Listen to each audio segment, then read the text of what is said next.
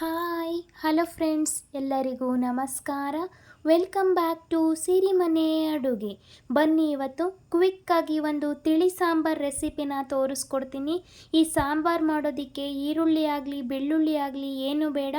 ಕಡಿಮೆ ತರಕಾರಿ ಇದೆ, ಮನೇಲಿ ಏನು ತರಕಾರಿನೇ ಇಲ್ಲ ಅನ್ನೋ ಟೈಮಲ್ಲಿ ಸಹ ನೀವು ಈ ಸಾಂಬಾರನ್ನ ತುಂಬ ಕ್ವಿಕ್ಕಾಗಿ ಮಾಡ್ಕೊಳ್ಬೋದು.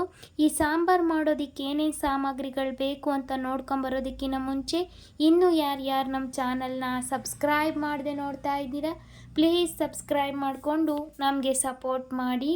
ನಾನಿಲ್ಲಿ ಒಂದು ದೊಡ್ಡ ಬೌಲಲ್ಲಿ 1 ಬೌಲ್ ಆಗುವಷ್ಟು ಎಲೆಕೋಸನ್ನ ಈ ಥರ ಚಿಕ್ಕದಾಗಿ ಕಟ್ ಮಾಡಿ ಇಟ್ಕೊಂಡಿದ್ದೀನಿ.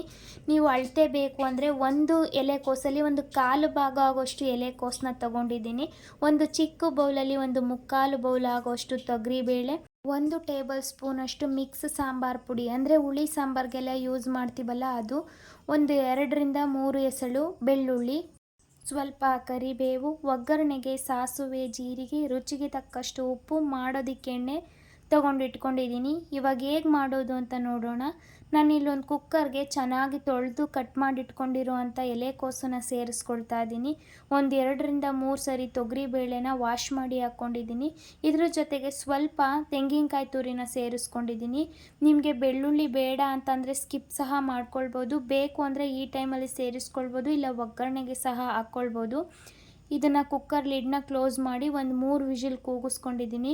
ನೀವು ನೋಡ್ತಾ ಇರ್ಬೋದು ಬೇಳೆ ಸಹ ತುಂಬ ಸಾಫ್ಟಾಗಿ ಚೆನ್ನಾಗಿ ಬೆಂದಿದೆ.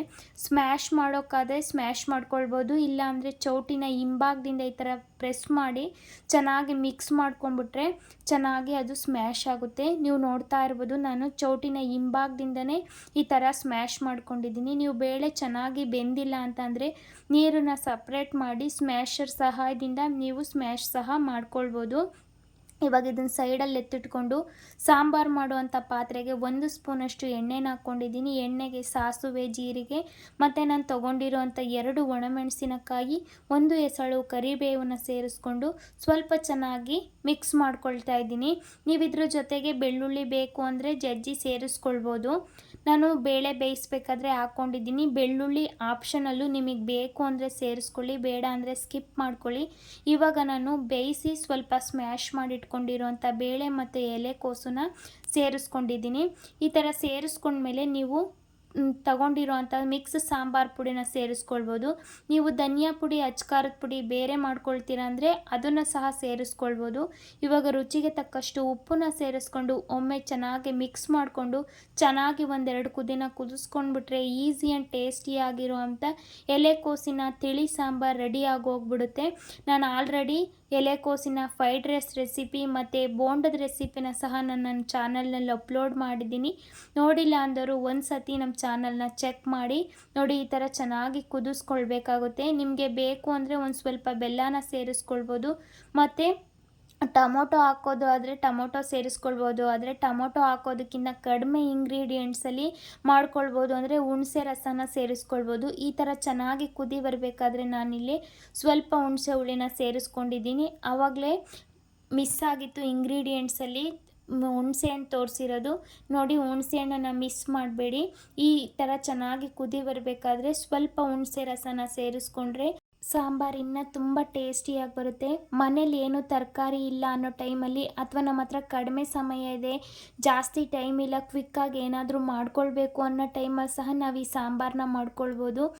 ನಾನು ಈ ಟೈಮಲ್ಲಿ ಸ್ವಲ್ಪ ಹುಣಸೆ ರಸನ ಸೇರಿಸ್ಕೊಂಡು ಚಿಕ್ಕದಾಗಿ 1 ಕುದಿನ ಕುದಿಸ್ಕೊಂಡಿದ್ದೀನಿ. ಸಾಂಬಾರು ಚೆನ್ನಾಗಿ ಕುದಿ ಬಂದರೆ ಇನ್ನೂ ಟೇಸ್ಟಿಯಾಗಿರುತ್ತೆ. ನಿಮ್ಗೆ ಇನ್ನು ಸ್ವಲ್ಪ ತೆಳುವಾಗಬೇಕು ಅಂದರೆ ತೆಳುವಾಗ ಮಾಡ್ಕೊಳ್ಬೋದು. ನಾನು ಮೀಡಿಯಮಾಗಿ ಜಾಸ್ತಿ ಗಟ್ಟಿನೂ ಇಲ್ಲ, ತುಂಬ ತೆಳುವಾಗೂ ಇಲ್ಲ, ಅನ್ನದ ಜೊತೆ ಮಾಡ್ಕೊಂಡಿರೋದ್ರಿಂದ ಸಾಂಬಾರನ್ನ ಹದವಾಗಿ ಮಾಡ್ಕೊಂಡಿದ್ದೀನಿ. ನೀವು ಸ್ವಲ್ಪ ಗಟ್ಟಿಯಾಗಿ ಮಾಡಿಕೊಂಡ್ರೆ ದೋಸೆ ಜೊತೆ, ಚಪಾತಿ, ರೊಟ್ಟಿ ಜೊತೆಗೆ ಸಹ ಸರ್ವ್ ಮಾಡ್ಬೋದು. ತಿಳಿ ಸಾಂಬಾರನ್ನ ನಾವು ಅನ್ನದ ಜೊತೆ ಸರ್ವ್ ಮಾಡಿದ್ರೆ ತುಂಬ ಟೇಸ್ಟಿಯಾಗಿ ಬರುತ್ತೆ ನೋಡಿ. ಇದನ್ನು ಈ ಥರ ಹುಣಸೆ ರಸನ ಸೇರಿಸಿದ್ಮೇಲೆ ಒಂದು ಸತಿ ಚೆನ್ನಾಗಿ ಮಿಕ್ಸ್ ಮಾಡಿಕೊಂಡು ಕುದಿಸ್ಕೊಂಡ್ಬಿಟ್ರೆ ಈಸಿ ಆ್ಯಂಡ್ ಟೇಸ್ಟಿಯಾಗಿರುವಂಥ ಎಲೆಕೋಸು ಬೇಳೆ ತಿಳಿ ಸಾಂಬಾರು ರೆಡಿ ಆಗೋಯ್ತು. ನೀವು ಈ ರೆಸಿಪಿನ ನಿಮ್ಮ ಮನೆಯಲ್ಲಿ ಟ್ರೈ ಮಾಡಿ ನನಗೆ ಟೇಸ್ಟ್ ಹೇಗಿತ್ತು ಅಂತ ಕಮೆಂಟ್ ಮಾಡಿ ತಿಳಿಸಿ. ಹಾಗೆ ಇದೇ ಮೊದಲನೇ ಬಾರಿಗೆ ನಮ್ಮ ಚಾನಲ್ನ ನೋಡ್ತಾ ಇದ್ದರೆ ಪ್ಲೀಸ್ ಸಬ್ಸ್ಕ್ರೈಬ್ ಮಾಡಿಕೊಂಡು ನಮಗೆ ಸಪೋರ್ಟ್ ಮಾಡಿ. ಹಾಗೆ ಪಕ್ಕದಲ್ಲಿರೋ ಬೆಲ್ ಐಕಾನ್ ಕೂಡ ಕ್ಲಿಕ್ ಮಾಡಿ ಆಲ್ ಅಂತ ಪ್ರೆಸ್ ಮಾಡಿ. ಆಗ ನಾನು ಹಾಕೋ ಹೊಸ ವಿಡಿಯೋಗಳ ನೋಟಿಫಿಕೇಷನ್ ನಿಮಗೆ ಮೊದಲಿಗೆ ಬರುತ್ತೆ. ಈ ರೆಸಿಪಿ ನಿಮಗೆ ಇಷ್ಟ ಆದರೆ ಒಂದು ಲೈಕ್ ಮಾಡಿ, ನಿಮ್ಮ ಫ್ರೆಂಡ್ಸ್ ಆ್ಯಂಡ್ ಫ್ಯಾಮಿಲಿಗೆ ಶೇರ್ ಮಾಡಿ. ನೆಕ್ಸ್ಟ್ ವಿಡಿಯೋದಲ್ಲಿ ಸಿಗ್ತೀನಿ ಫ್ರೆಂಡ್ಸ್. ಅಲ್ಲಿವರೆಗೂ take care, bye. Thank you for watching.